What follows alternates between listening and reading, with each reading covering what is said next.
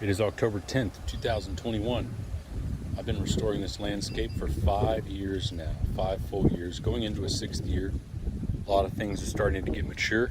When I moved in, everything, all of this, everything was grass. Those 2 trees were here. There was some Buford holly up here, and over here there was some xylosma. A lot of the stuff died in the freeze. We had a really bad freeze this year where it got down to 9 degrees and was below freezing for, I think, 5 straight days. So it was a full-on blizzard, killed anything that was not really hardy to this area. Everything else came back. And, everything here was very purposefully planned. I had drafting paper and really got into the placement. I really went for the placement of the sun, just looking for where the sun line was. And so this right here, the opening garden, is really on the hell strip, what you would call it. I mean, it's really far away from the water hose, right on the street here. And so I had to put stuff here that was so hardy that I don't ever water it. Never. And, the exception is the first year. The first year they're getting going, they're pretty high maintenance. But after that, I don't ever water them. This is Mexican mint marigold. It's not in bloom yet. Should start blooming here real soon. You can see one right over there. Kind of got a little bloom on it. Let's see if we can zoom in on that. It's right over here. It's got a bloom. The big stuff is Pride of Barbados. It's all bloomed out. It has these very unique shells. You can kind of see unique, oops, got my finger over there, unique shells. And then over here we have Mexican bush sage. And the Mexican bush sage is just a great purple, showy fall thing. Really outcompetes the weeds, takes up a lot of great space, and has a unique foliage to it. Tough as nails. Underneath here you might see some Mexican oregano. That stuff is just dying out. Sometimes it doesn't work. In this case it didn't. You can see the back side of the bush sage here. And we've got Esperanza over here. Some of these are broken off. It's because they didn't bloom. They've been here now 2 years. If they didn't bloom within 2 years, they're toast. They're out of here. I'm going to replace them. I've taken cuttings of some that bloom like 4 to 6 months a year. I think there's 2 different varieties hanging around, because there are some I buy that just do not bloom after 3, 4, 5 years. And I think this is one of those. So I'm not giving it any more time. It's in a prime spot right here, full sun, right where it wants, very well drained on this slope, and it's still not blooming, so it's toast. These are my favorite plants. This is a Texas sage. There's 2 different kinds in this bed. The real silver one is an El Dorado Texas sage. This, believe it or not, though it is less silver than these ones, there's 4 here. This is a Silverado, but I wanted the real silver look. I like that real silver. Behind it, we've got a Mexican willow up there. And then a huge live oak, which we'll definitely get into the live oak. That's my office. You can see it's got Austin white limestone bordering it. Really like that. You can also see there's grass in here. I just put the Austin white limestone down. Some of the limestone has been here for a long time. So you can see there, that's been here for a long time. This limestone here, I just put it in like 3 days ago. So I just haven't put in the bed yet. But stone project underway. And then over here, this area is like a canyon. If I could refocus this, you can see there's a huge wall of trees here, and there's a huge wall of trees over here. Those are deciduous, and they're kind of starting to go out. And so stuff over here is really almost like a canyon environment. So these things get full sun. The Texas sage gets full sun. But these things over here, they do not get full sun. They get canyon sun. And so this is aptly named a canyon sage. It's red and white. I really love the hot lips variety canyon sages. And I like how they just kind of hang over into the curb. Low maintenance. They require nothing, absolutely nothing from me. Down here, there's another bed in the distance down there that's got canyon sage too. So there's canyon sage there, and then a mountain laurel here. So all of this stuff is very, very canyon friendly. So this is that canyon sage bed right here. Got a couple canyon sages here. They're hot lips variety, red and white. It's going to focus on there. Yeah, there you go. Red and white. Beautiful flowers. And also mountain laurels over here. The mountain laurels are great for screening. And there's about 3 weeks a year where they have the most beautiful scented flowers. Other than that, they're not very good. Behind it, I've got some sweet almond verbena. You can see it there. I've got it right next to the driveway, so that as people come in, they get greeted by just a wonderful scent. If you don't have any sweet almond verbena, I would highly recommend it. This is what it looks like right here. It is so awesome. Just a great, sweet flower. And it is definitely scenting the air. I wish you could smell this. This is the path to the house right here. So I've kind of, you'll notice that the tree is very long. I've let this tree grow really long. And I've done that very purposefully. But I also had to create pathways through here, so almost like a little tunnel. And you can see some additional stones over here. Like I said, I'm in the middle of some stone work. There's some additional stones over here on the ground. You'll see back there. Right here. So don't mind the stones in the middle of this, but it's going to look better when I'm done. So as you're walking through the path to our house, to our front door, you're greeted by the butterfly garden. Also greeted by this. These two oak trees were planted way too close together.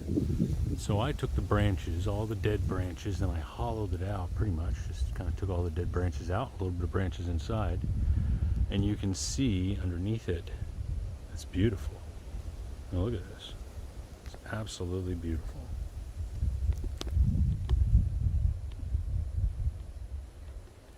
So I sit under here all the time. This is my view. I sit under here. This is my office a lot. I have phone calls. I'll sit out here and just hang out in the hummingbird garden.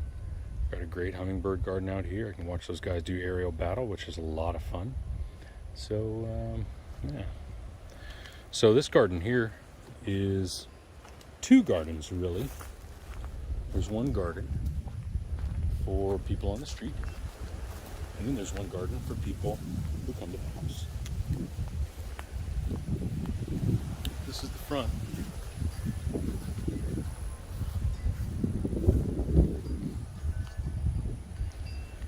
And it is just laden with wildflowers right now. It's really blowing up. Very happy to see this. This is a lot of work. This is 5 years worth of work. Right now I'm standing in the bluebonnet bed. So this is Mexican bush sage over here. Texas sage, one of my faves. More Mexican bush sage in the back. It kind of lines the back there. And you can also see that it's up here. Mexican bush sage right up there. So then over here, you can see there I'm watering a brand new sage. Right, where's my finger? Right there. And these are Salvia greggii. All those are Salvia greggii. Over here, Yucca rostrata and a plumbago. Also, so I really tried to keep the standing cypress in one area, but I can't. It just ventures out, and so it's so thin, and it doesn't take up any space. It's really just a thin, tall stick. So I'm going to let them grow wherever they want. The standing cypress can just grow wherever it wants to, and I'm just going to let that go. Everything else I tried to mass together for effect, but standing cypress, whatever, it is what it is. I really like it, and I think it's a rare plant. The Salvia greggii, though, blooms on till off. Hummingbirds love it, so it's got to be right up front. And you can kind of see these stones down here. This is the marker for the new bed. I've got stones over here. It's not enough. I've got more, but all these stones are going to be put into a bed that kind of comes over here and swings down and goes all the way over there, where you can see it will come up right there. Now right in the middle here is flame acanthus. I tell you what, the hummingbirds, that is what they absolutely go towards, is the flame acanthus. I sit out here and work, like I said, and that is the one thing that they just can't get enough of, flame acanthus. There's a hummingbird right there, actually. Let's see what he's going to do. Well, he saw us and he flew away. That's what he did. There's the flame. Flame acanthus right in there. The orange stuff. You can see I've got a lot more. I had a couple of plants here that died, and so I just replaced them with flame acanthus. What else else we got here? This is the standing cypress. And like I said, it just grows wherever it wants. It's over here. This stuff takes 3 years to bloom. From the time that it starts germinating to the bloom time is 3 years. It's just unbelievable. But you can see how small they are. Like, they don't get much bigger than that. You can see here's some ones that are seeded out. They don't get much bigger than that either. So, you know, you just let them grow wherever they want to. Easy. This is the other side over here. Little plumbago. This is one plumbago that I planted, and it really likes this spot. It really likes early morning sun, and then it likes to take a nap after the early morning sun, and then full sun after that. And if you let it take a nap, man, it blows up. I've never seen, obviously this is multiple plants now, but I've never seen a plumbago take over like this. I don't water it. It just is what it is. It's amazing. You can see the ground here. You can see the ground below it. Look, this ground is all dead. It's all dry. If I watered it, the water would come this way and flow down. I don't ever water it. And there's another one coming up here, and I planted 4 more back there. So yeah, this is what it looks like, and it's pretty decent. I mean, really. I started with all grass, right? So pretty proud of that. This is a bluebonnet bed right here. Huge. There's got to be 10,000 bluebonnets in there come bluebonnet season.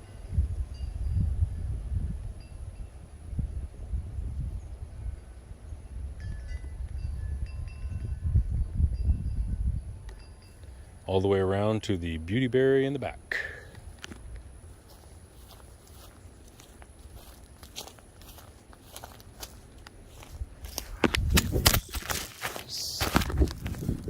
Jack it up. Oh, it's recording, so I guess we'll just go with that.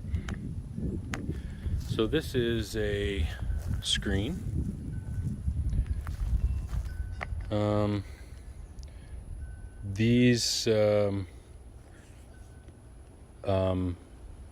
Gosh, I can't remember the name of them right now. Oh my gosh. Whatever, I can't remember the name of it, but it's on the tip of my tongue. It's not xylosma, it's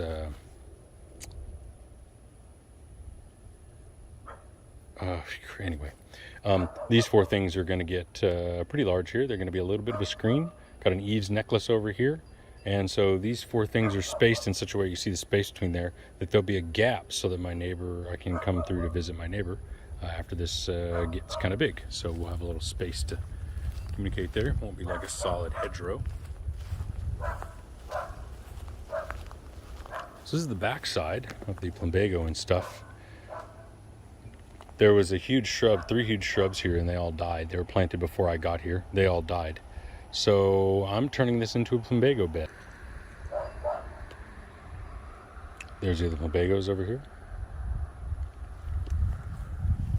Look at that color. Man, that is awesome.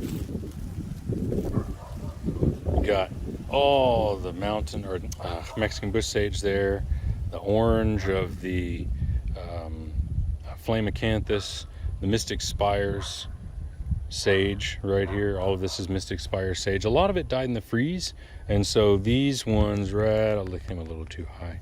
These ones right here, I just replanted those, so they look a little thin. I had to trim them out because they were I just repotted them. I was growing them for 4 years in pots, and I had to divide them and pot them. So I planted 5 here, and 3 more plumbagos here. Boom 3 plumbagos. They look great. And this plumbago is just a monster. I've never seen one do anything like that. The Yucca rostrata is a great focal point here. I really like it, and it's kind of doubling. Like it's branching off, it's wying off, which is just even better. Double for my viewing pleasure. Now over here, we have black and blue sage. You can kind of see it coming out there a little bit. Black and blue sage. Beautiful color when it's blooming. It's not a consistent bloomer, and it's kind of ratty looking, as you can see it here. I don't water it, so if you don't water it, whatever. I've got a couple in the full sun. Like this is right on the edge of a tree, right? So these 2 actually get all day sun. They get as much sun as these sages do, the Jerusalem sage over there. But these over here, like part sun, part shade, dappled, and then this guy back here is like a lot of shade. So there's 3 different microenvironments. They all seem to bloom the same, except for the ones in the full sun. They don't seem to bloom as well. But the ones in the part shade, they seem to get a little bit more blooms on them. I mean, albeit, even a full bloom is like, yeah, it's here for a couple of weeks. I don't know if I'm going to keep these here even. The blooms look great, but they're just not here long enough. And there's a lot of stuff that I can put here that will bloom all the time. For example, let's look at this guy. This is a Jerusalem sage. There's 3 of them right here. And the Jerusalem sage is kind of tucked into the back of the garden. It only blooms 6 weeks a year. I mean, 4 weeks a year on a bad year. It'll bloom 6 weeks a year. And this year we had a perfect year. It bloomed for almost 3 months. But this Jerusalem sage, it's an evergreen. And so all of these other things are deciduous, well, except the Flamacanthus that tries to be evergreen. But all the other deciduous plants have to kind of grow around this guy because he's getting big. There's got to be 4 or 5 of them in there. I bought one, and then I've just been, pinning down branches and kind of layering them that way. So I think there's 5 in there now, and they've got big trunks on them, and they are looking really good. I don't know how much taller they're going to get. They seem to kind of get big and then fall over, but I sure do like the form of the flower, the smell. It smells like soap, which is very interesting for a plant. So that's this garden over here, and then there's another Texas sage over here. I don't think I explained that. This big guy, this big guy over here is a Texas sage, and he's in full bloom right now, so that's pretty interesting. Yeah, let's keep going.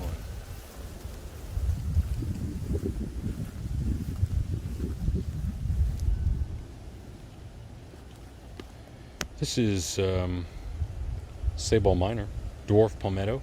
It's a native palm. It's a spineless palm, and it grows a lot like a grass.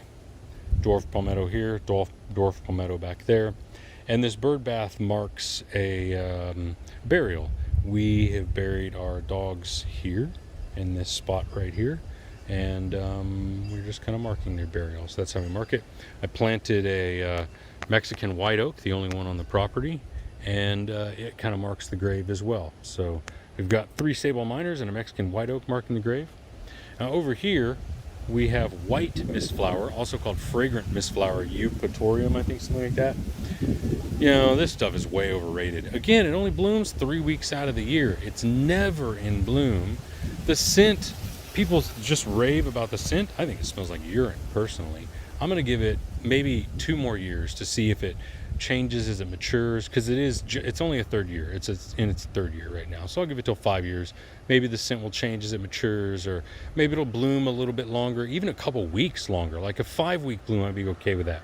But a 3-week bloom, man, get out of here. I can plant a lot of stuff here that'll attract more butterflies. But apparently, this is a butterfly garden, and apparently this plant, the fragrant mistflower, attracts a specific type of butterfly.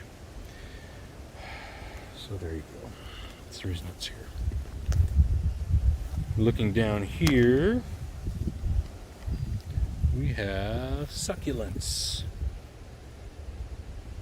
A couple of succulents there.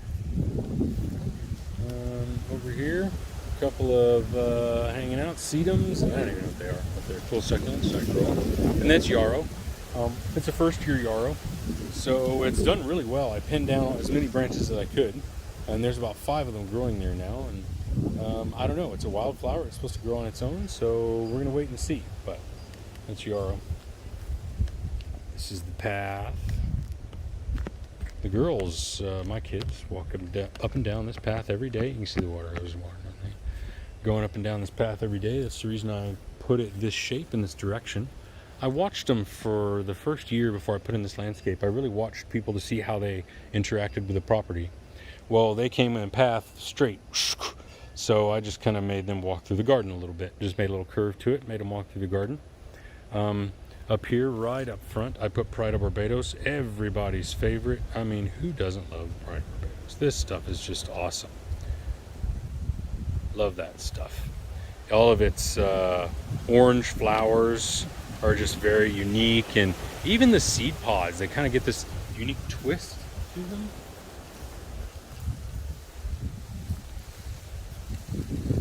Seed pods have a very unique shape to them eventually. You could use them on all kinds of stuff.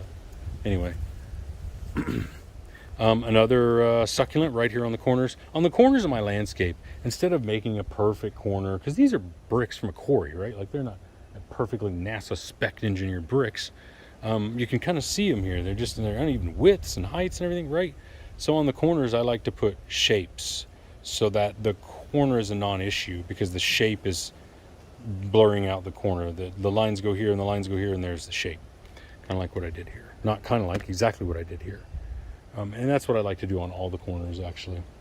Now over here we have more Mexican mint marigold. Tons of Mexican mint marigold. This stuff is, I mean, it's just bulletproof. So why not? You'd have to pour something on it to kill it, I think. This is lamb's ear down here. This is the third year for the lamb's ear down there. I stopped watering it and a lot of it died. So hopefully it continues growing, but I don't have a lot of hope. So walking down the path, there's the Pride of Barbados, the Mexican marigold.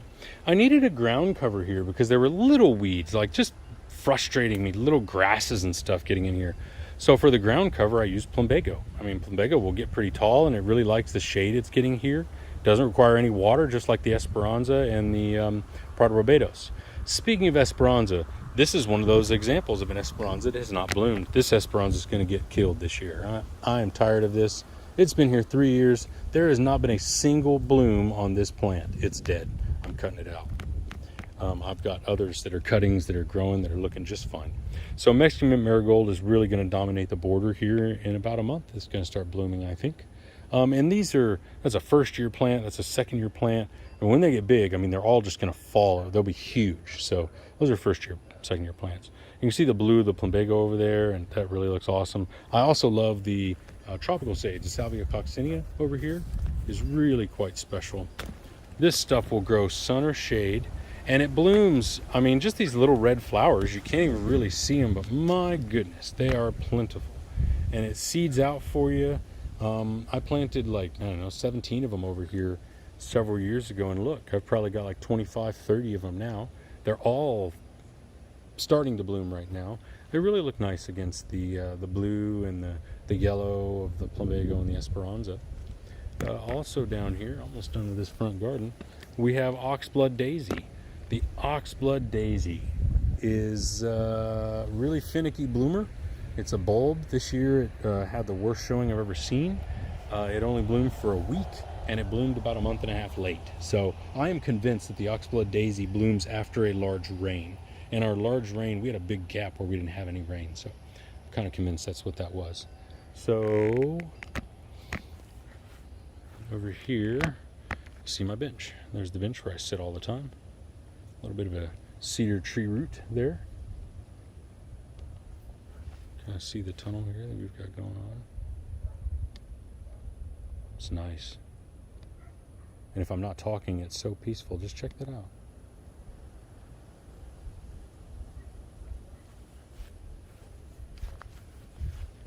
So peaceful. All right. Yeah, so back to the Pride of Barbados. This is our walkway here. And I've got Greg's Mistflower here. Remember I said there were two different gardens? Well, the people in the front yard see one garden, and the people who come to the house get this garden. They're greeted with the softness of the bamboo muley. I love how the bamboo muley just softens everything. You can see it flow in the wind, especially against the very rigid form of the boxwood here. The Greg's Mistflower attracts butterflies like crazy, and during storms, I have come to find them behind the bamboo muley. So they'll take shelter behind the bamboo muley. So this is the Greg's Mistflower and the plumbago and all that sort of good stuff. This is another sweet almond verbena. I don't know if this guy's gonna make it here. That tree is getting really, really big, and I would rather have the oak tree than the sweet almond verbena. And with only one of them, it actually doesn't produce that much smell, I have found. You really have to have like 3 to 5 of them to produce smell that you don't have to walk over to it and smell it. Like with these, it produces a smell, but you have to walk over and get the flower and put it in your face to smell it. Like you don't just smell it on the walkway. So I'm just not so sure it's accomplishing the goal that I want. So yeah, that's this pathway. Now down here, I often forget to mention this, is a wavy scaly cloak fern. The wavy scaly cloak fern can take a little bit more drought, a little bit more sun, maybe like 30 more minutes of sun than an average fern, but it's still a fern. And as much as I've tried to just let it go and just try to see how xeric it is, if it doesn't get water every 2 weeks, it'll just shrivel all the way up. You can kind of see one of the leaves over here is shriveled up a little bit already.